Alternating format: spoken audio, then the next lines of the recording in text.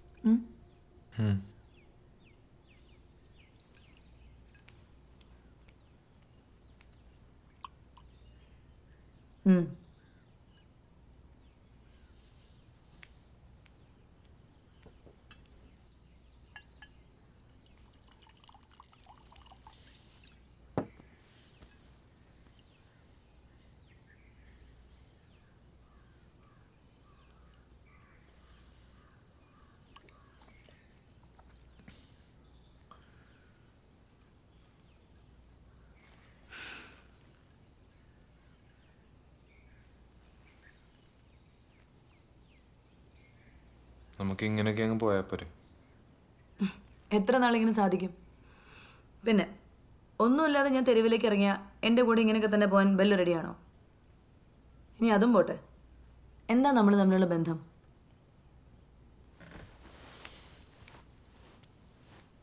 നിന്നെ എനിക്ക് ഒരുപാട് ഇഷ്ടമാണ്. പക്ഷെ അതിനു വേണ്ടി അച്ചായനെ കൊല്ലാനൊന്നും എന്നെ കൊണ്ട് പറ്റത്തില്ല. അതൊക്കെ സത്യം പറഞ്ഞ ഈ ബെല്ലിനെയാണ് എനിക്ക് കൂടുതൽ ഇഷ്ടമായത്. നാളൊരു കാലത്ത് സ്വത്തിന് വേണ്ടി നീ എന്നെ കൊല്ലില്ലെന്ന് ഉറപ്പായല്ലോ. അപ്പം നമ്മുടെ പ്ലാൻ മാറ്റുമല്ലേ? അതൊക്കെ നിന്റെ ടെൻഷൻ കണ്ടപ്പോഴേ ഞാൻ ഉപേക്ഷിച്ചു.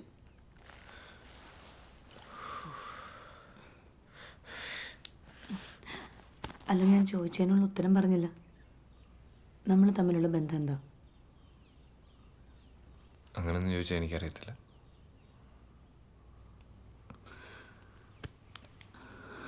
അതെ, എൻ്റെ നിവർത്തികേട് കൊണ്ട് ഞാൻ ഇങ്ങനെയൊക്കെ ആലോചിക്കുന്നതെന്ന് ബെല്ലിന് മനസ്സിലായില്ലേ? അച്ഛൻ്റെ വീട്ടുകാർ വന്ന് എന്നെ ഇവിടെ നിന്ന് ഇറക്കി വിടാതിരിക്കാനുള്ള എന്തെങ്കിലും ഒരു വഴി പറയൂ.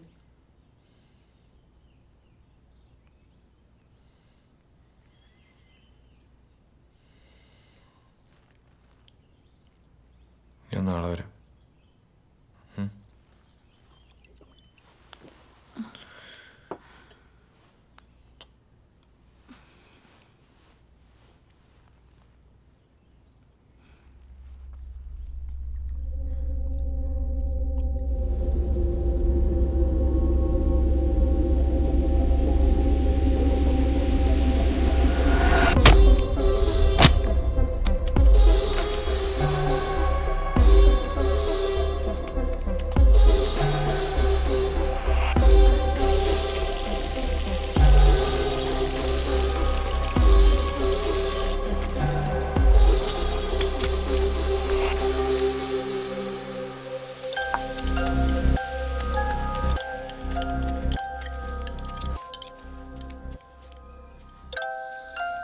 കഞ്ഞിയായില്ലേ? ആ ദാ അച്ഛനുള്ള കഞ്ഞി. ഇത് അച്ചായനുള്ളതാണോ? അതെ, അച്ഛൻ ഹാപ്പി ആയിട്ടിരിക്കട്ടെ എന്നേ. ഇതൊക്കെ കഴിച്ച അച്ചായൻ ബാക്കിയുണ്ടാവോ? ഉണ്ടാവില്ലായിരിക്കാം.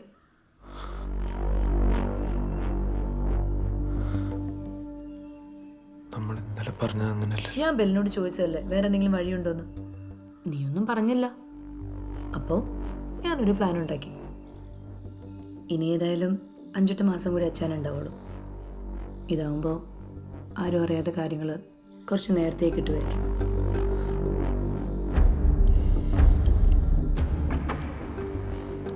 പ്രശ്നമാവത്തില്ലേ? ഏയ്, നമ്മൾ അച്ഛനെ നന്നായി നോക്കുന്നുണ്ടെന്ന് എല്ലാവർക്കും അറിയാം. വക്കീലിനും അത് ബോധ്യപ്പെട്ടതല്ലേ. ഏയ്, അധികം ആലോചിക്കണ്ട. ചൂട് പോ, ചെല്ല് കൊണ്ടു കൊടുക്ക. ചെല്ല്.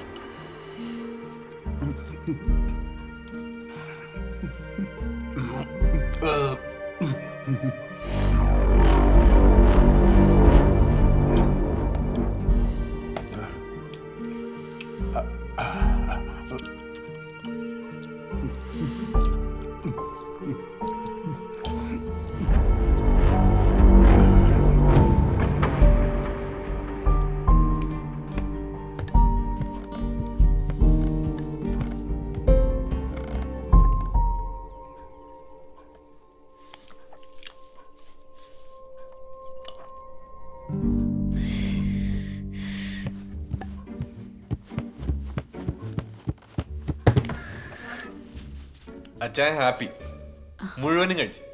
അതല്ല ഞാൻ പറഞ്ഞത്. എന്തായാലും നിന്റെ മുഖമൊന്ന് തെളിഞ്ഞു കണ്ടല്ലോ, അത് മതി. എന്നാലും ഈ ഹാപ്പി എൻഡിങ്ങിന്റെ ഐഡിയ അടിപൊളി. ഇതെനിക്ക് എന്നാ തോന്നാഞ്ഞെന്ന് ഞാൻ വിചാരിക്കുന്നത്.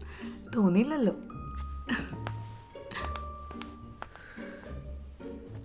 എങ്ങോട്ടാ? ഞാൻ എസ്റ്റേറ്റ് ഓഫീസ് വരെ പോവാ. ഓ, അപ്പൊ ഇനി എന്നും ഇങ്ങനെ ചെയ്യല്ലേ? ആ, ഞാൻ നാളത്തെ കാര്യം രജി ചേച്ചിയോട് പറഞ്ഞിട്ടുണ്ട്. പുള്ളിക്കാരി കൊടുത്തോളൂ. എന്താ നാളെ ബെല്ല് വരില്ലേ? അല്ല, എനിക്കൊരു 2 ദിവസത്തെ ലീവ് വേണം. എന്തു പറ്റി? ആ ഇസ്രായേലി പോക്കിന്റെ പരിപാടിയില്ലേ, അതൊന്നും ഇവിടെ ലൈവ് ആക്കാനുണ്ട്. അത് ഇനിയും കളഞ്ഞില്ലേ? ഇന്നലെ എന്നോട് ചോദിച്ചില്ല എൻ്റെ പ്ലാൻ എന്നാണെന്ന്. ഒരു 2 കൊല്ലം ഞാൻ അവിടെ പോയി ജോലി ചെയ്തിട്ട് വന്ന് നമുക്ക് ഈ അറവിടമാരുടെ പുല്ലൊക്കെ അങ്ങ് വേണ്ടെന്ന് നോക്കാം. എങ്ങനെയുണ്ട്? ഇനി അതല്ല നിന്റെ പ്ലാൻ ആദ്യം വർക്കാവുന്നെങ്കിൽ നമ്മൾ ആ രീതിക്ക് അങ്ങ് പിടിക്കും.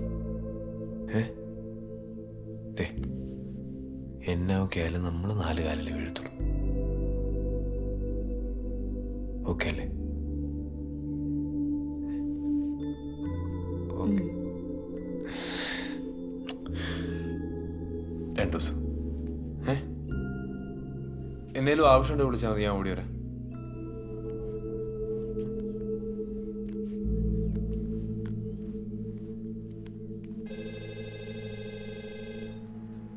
ഓക്കെ, അപ്പം ഞാനെല്ലാം റെഡി ആക്കിയിട്ട് വരാം.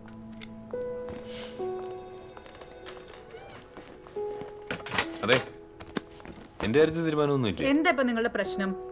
എന്റെ വിസയുടെ കാര്യം എന്തായിരുന്നു? എംബസി പോയി ഇന്റർവ്യൂ അറ്റൻഡ് ചെയ്യാതെ വിസ എവിടെ നിന്ന് കിട്ടാനാ? അതിനു മുമ്പ് ഡൽഹി പോയി 2 മാസത്തെ കോഴ്സ് ചെയ്യണം. ഇത് പറയാൻ ഞാൻ ഒരു 50 തവണയെങ്കിലും വിളിച്ചിട്ടുണ്ട്, ഇല്ലേ? അതൊക്കെ എന്തായാലും ആട്ടെ. ഇപ്പം ഞാൻ എന്തായാലും ഡൽഹി പോകാൻ റെഡിയാ. ഇനി അടുത്ത പരിപാടി എന്നാന്ന് പറ. അങ്ങനെയാണെങ്കിൽ ആ സർട്ടിഫിക്കറ്റ് ഇതാ.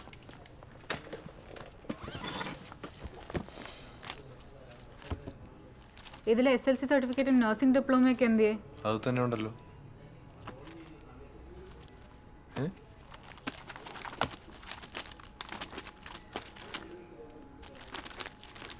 അതവിടെ പോയി? അതെന്നോടാണ് ചോദിക്കുന്നത്? നീ തന്ന പോലെ തന്നെയാണ് ഇരിക്കുന്നേ. നീ ഇവിടെ വന്നിരിക്കുന്നത് വേറെ എന്തോ ഉദ്ദേശിച്ചാ? എനിക്ക് ഇതിനൊന്നും സമയം. എന്റെ സർട്ടിഫിക്കറ്റിന്റെ കാര്യം തീരുമാനമാക്കിയിട്ട് പോയാൽ മതി. മിസ്റ്റർ, എന്നെ ഇങ്ങനെ എടിപൊടി എന്ന് വിളിക്കാനുള്ള അധികാരമൊന്നും നിങ്ങൾക്കില്ല. പിന്നെ നിങ്ങളൊരു കാര്യം മനസ്സിലാക്കണം, നിങ്ങളുടെ സർട്ടിഫിക്കറ്റ് ഞാൻ വേറെ ആരുടെയും കയ്യിൽ കൊടുത്തിട്ടല്ല പോയത്. കൃത്യമായിട്ട് നിങ്ങളുടെ ജോലി സ്ഥലത്ത് വന്ന് നിങ്ങളെ തന്നെ ഏൽപ്പിച്ചാ പോയത്. അത് നിങ്ങളുടെ മാഡം കൊണ്ടാണല്ലോ. ജിജി, നീ ഇത് തന്നേ പിന്നെ ഞാൻ ഈ സാധനം കൈകൊണ്ട് തൊട്ടിട്ടില്ലെന്ന്. ആ, അത് തന്നെയാ പ്രശ്നം. ഇനിയിപ്പോ ഞാൻ തന്നെ ചെയ്യാനാ? അവന് ഞാൻ എന്നാ ചെയ്യണോന്ന് പറ. ഇതിന്റെ ഈ കോപ്പി വല്ലതും തന്നാ പറ്റുമോ? കൊള്ള, ഏറ്റവും ഇമ്പോർട്ടന്റ് ഉള്ള സർട്ടിഫിക്കറ്റ് കൊണ്ട് കളഞ്ഞിട്ട് കോപ്പി മതി വന്നു അല്ലേ? എന്നാ പിന്നെ ഒരു കാര്യം ചെയ്യാം, ഞാൻ ആ ഇസ്രായേലി പോക്കങ്ങ് വേണ്ടെന്ന് വെച്ചേക്കാം. ആ, അതെനിക്കറിയില്ല, നിങ്ങളുടെ ഇഷ്ടം.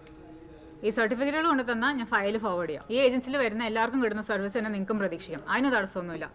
എനിക്ക് പോകണം.